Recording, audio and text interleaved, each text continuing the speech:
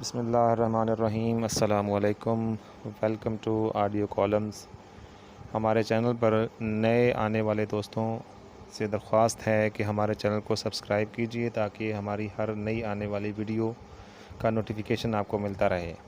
آج کا ہمارا اگلا کالم عمران یعقوب خان صاحب کا افغانستان کل اور آج کے عنوان سے شروع کرتے ہیں۔ افغانستان سے امریکی فوج کے انخلاء کے بعد وہی ہوا جس کا اندیشہ ظاہر کیا جا رہا تھا، لیکن یہ سب کچھ جس تیز رفتاری سے ہوا یہ کسی کے وہم و گمان میں بھی نہیں تھا۔ امریکی صدر جو بائیڈن نے اپریل میں اعلان کیا کہ 1 مئی سے امریکی افواج کا انخلاء شروع ہوگا، جو 9/11 کی 20ویں برسی یعنی ستمبر تک مکمل ہو جائے گا۔ اس اعلان کے ساتھ اس بات پر بھی بحث شروع ہو گئی کہ کیا افغان افواج اتنی صلاحیت رکھتی ہیں کہ طالبان کی طرف سے کسی ممکنہ جارحیت اور لڑائی کی صورت میں ان کو روکا جا سکے۔ امریکی دفاعی حکام، انٹیلیجنس رپورٹس، دفاعی تجزیہ کار اور سیکیورٹی امور کے ماہرین کی اکثریت اس بات پر متفق تھی کہ امریکی افواج کے انخلاء کے بعد اشرف غنی کی حکومت کا خاتمہ ہو جائے گا۔ صدر جو بائیڈن کے اعلان کے بعد طالبان نے مئی میں ہی افغانستان کے مختلف علاقوں میں اپنی پیش قدمی شروع کر دی تھی۔ جون میں بھی مختلف محاذوں پر لڑائی ہوئی۔ پھر 2 جولائی کو امریکی افواج نے چپکے سے بگرام کا سب سے بڑا فوجی اڈہ خالی کر دیا۔ اگست میں طالبان کی پیش قدمی میں انتہائی تیزی آئی اور آخر 15 اگست کے دن وہ کابل پہنچ گئے۔ اب اگر افغانستان کا نقشہ دیکھا جائے تو وادی پنجشیر کے علاوہ تمام افغانستان عملاً طالبان کے پاس ہے، اور اس میں مزار شریف کا اہم ترین شہر بھی شامل ہے۔ اس شہر کا ذکر کرنا اس لیے بھی اہم ہے کہ طالبان کے پچھلے دور حکومت میں بھی یہ شہر مزاحمت کی علامت رہا اور طالبان یہاں اپنی عمل داری قائم نہ کر پائے تھے۔ طالبان جس تیز رفتاری سے کابل تک پہنچے ہیں اور مزار شریف جیسے شہر میں بھی انہیں کسی قسم کی مزاحمت کا سامنا نہیں کرنا پڑا، یہ بات غور طلب ہے۔ یہاں ایک سوال یہ بھی پیدا ہوتا ہے کہ افغان فورسز نے طالبان کے سامنے کوئی مزاحمت کیوں نہیں کی؟ طالبان جہاں جہاں بھی آتے گئے، افغان فورسز ہتھیار ڈال کر پیچھے ہٹتی رہیں۔ افغان فورسز کے اس عمل کو شروع میں کچھ احباب جنگی حکمت عملی سے تعبیر کر رہے تھے۔ صدر اشرف غنی بھی شروع میں سخت بیانات داغتے رہے۔ جیسے جیسے کابل نزدیک آتا گیا ویسے ویسے اشرف غنی کا لہجہ بدلتا گیا۔ تاہم بات چیت پر آمادگی ظاہر کرنے میں انہوں نے بہت دیر کر دی۔ طالبان کا شروع سے مطالبہ تھا کہ اشرف غنی افغانستان کی صدارت سے مستعفی ہوں، تب ہی مذاکرات ہو سکتے ہیں۔ طالبان 15 اگست اتوار کے روز جب کابل شہر کے دروازے پر پہنچے تو یہی اشرف غنی ملک سے فرار ہو گئے۔ روسی سفارت خانے کے مطابق اشرف غنی اپنے ساتھ ڈالروں کی شکل میں ایک خطیر رقم بھی لے کر ملک سے بھاگے ہیں۔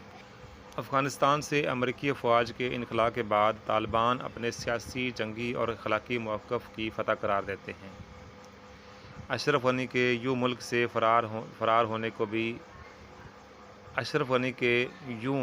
سے فرار نے بھی ان کو بظاہر ایک مضبوط پوزیشن پر کھڑا کر دیا ہے۔ اب واپس آتے ہیں اسی سوال کی طرف کہ افغان فورسز نے ہتھیار کیوں ڈالے، کہیں مزاحمت کیوں نہیں کی؟ طالبان کے کابل پہنچنے کے بعد یہ تو ثابت ہو گیا کہ افغان فورسز کی پسپائی قطعاً کسی قسم کی جنگی حکمت عملی نہیں تھی۔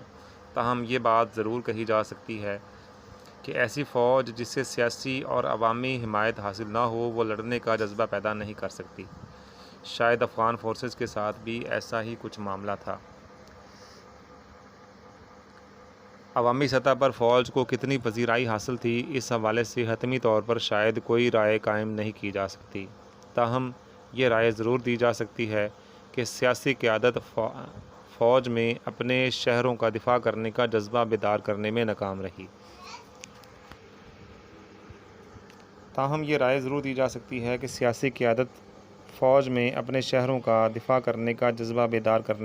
رہی۔ طالبان کی پیش قدمی کے ساتھ افغانستان میں موجود پاکستان مخالف حلقے اور بھارت اس صورتحال کا سارا ملبہ پاکستان پر گرانے کی بھرپور کوشش کرتے رہے۔ روایتی میڈیا اور سوشل میڈیا پر بیان بازی اور افواہ سازی کا بازار گرم رہا۔ پاکستان کو خواہ مخواہ ایک ایسے تنازع میں ملوث دکھایا گیا جس میں اس کا کردار ایک ذمہ دار ہمسائے کی حیثیت سے بڑھ کر کچھ اور نہ تھا۔ آخر میں یہ بات روز روشن کی طرح عیاں بھی ہوئی۔ اس بیچ کچھ حلقوں کی جانب سے افغانستان کے لیے امریکی اور نیٹو کی فوجی امداد اور تربیت پر بھی سوال اٹھائے گئے۔ تاہم افغان فورسز کو تربیت دینے والے طالبان کے کابل پہنچنے پر کپڑے اور ہاتھ جھاڑ کر ایک طرف کھڑے دکھائی دیتے ہیں۔ جس تیزی سے طالبان نے افغان حکومت کا خاتمہ کیا، اس پر صدر جو بائیڈن بھی حیران ہیں۔ تاہم وہ افغانستان سے فوج کے انخلاء کے اپنے فیصلے کو درست قرار دے رہے ہیں۔ اپنے پالیسی بیان میں انہوں نے دنیا پر واضح کیا کہ ہمیں افغانستان میں جنگ ختم کرنے کے فیصلے پر کوئی شرمندگی نہیں۔ افغان فورسز اگر لڑنا نہیں چاہتیں تو امریکی فوج ان کے لیے کچھ نہیں کر سکتی۔ تربیت اور پیسہ دے سکتے ہیں، لڑائی کرنے کا جذبہ نہیں۔ اشرف غنی کو مشورہ دیا کہ طالبان سے مذاکرات کریں اور وہ کہتے رہے کہ افغان فورسز لڑیں گی۔ مشکل حالات میں افغان قیادت ملک سے بھاگ گئی۔ امریکی صدر نے طالبان کو بھی خبردار کیا کہ اگر طالبان نے امریکی مفادات پر حملہ کیا تو تباہ کن جواب دیں گے۔ گو کہ امریکی صدر جو بائیڈن اپنے فیصلے پر قائم ہیں، تاہم انہوں نے جس حیرانی کا ذکر کیا اس حوالے سے 8 جولائی کا ان کا بیان اہم ہے۔ جو بائیڈن کا یہ بیان طالبان کے کابل میں داخل ہونے کے ساتھ ہی سوشل میڈیا اور روایتی میڈیا کی زینت بنا رہا۔ اپنے اس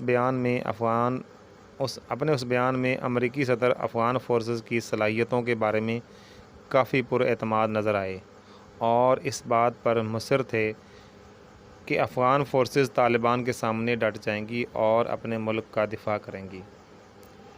اسی بیان میں امریکی صدر نے یہ بھی کہا کہ افغانستان ویتنام نہیں ہے، یہاں سفارت خانے پر ہیلی کاپٹر اترنے کا منظر نہیں دہرایا جائے گا۔ لیکن دنیا نے دیکھا کہ کیسے تاریخ نے اپنے آپ کو دہرایا۔ طالبان کے کابل پہنچنے تک کے سفر میں خوش آئند بات یہ رہی کہ بڑے پیمانے پر خون ریزی نہیں ہوئی۔ امن کے منتظر افغان عوام اور ان کے نمائندوں کو اب اپنے مستقبل کا فیصلہ خود کرنا ہے۔ امن کی راہ پر کیسے چلنا ہے اور افغانستان میں دیر با امن کیسے قائم کرنا ہے، اس کے خد و خال ابھی مکمل واضح نہیں ہوئے۔ دوحہ سے ملا عبدالغنی برادر طالبان کی سینئر قیادت کے ساتھ افغانستان پہنچ چکے ہیں۔ افغان طالبان کی فوجی ترجمان ذبیح اللہ مجاہد بھی منظر عام پر آ گئے ہیں۔ کابل میں پریس کانفرنس میں ذبیح اللہ مجاہد نے جنگ بندی کا باضابطہ اعلان کیا۔ سابقہ افغان فوجیوں اور غیر ملکی افواج کے مددگاروں کو عام معافی دی، خواتین کو اسلامی تعلیمات کی روشنی میں مکمل حقوق دینے کا یقین دلایا۔ نئی حکومت کیا ہوگی، اس پر ذبیح اللہ مجاہد نے کہا کہ مشاورت جاری ہے، جلد اعلان ہوگا۔ افغانستان کا پرچم کیا ہوگا، اس کا فیصلہ بھی جلد ہوگا۔ ذبیح اللہ مجاہد نے بین الاقوامی برادری کو یقین دہانی کرائی کہ افغان سرزمین کسی کے خلاف استعمال نہیں ہوگی۔ انہوں نے تمام سفارت خانوں، بین الاقوامی اداروں، تنظیموں اور غیر ملکیوں کو بھی سیکیورٹی کا یقین دلایا۔ طالبان کے فوجی ترجمان کا بیان کافی حوصلہ افزا ہے، تاہم صورتحال کیا کروٹ لیتی ہے اس کے لیے چند دن کا انتظار ضروری ہے۔ بسم اللہ الرحمن الرحیم۔ السلام علیکم۔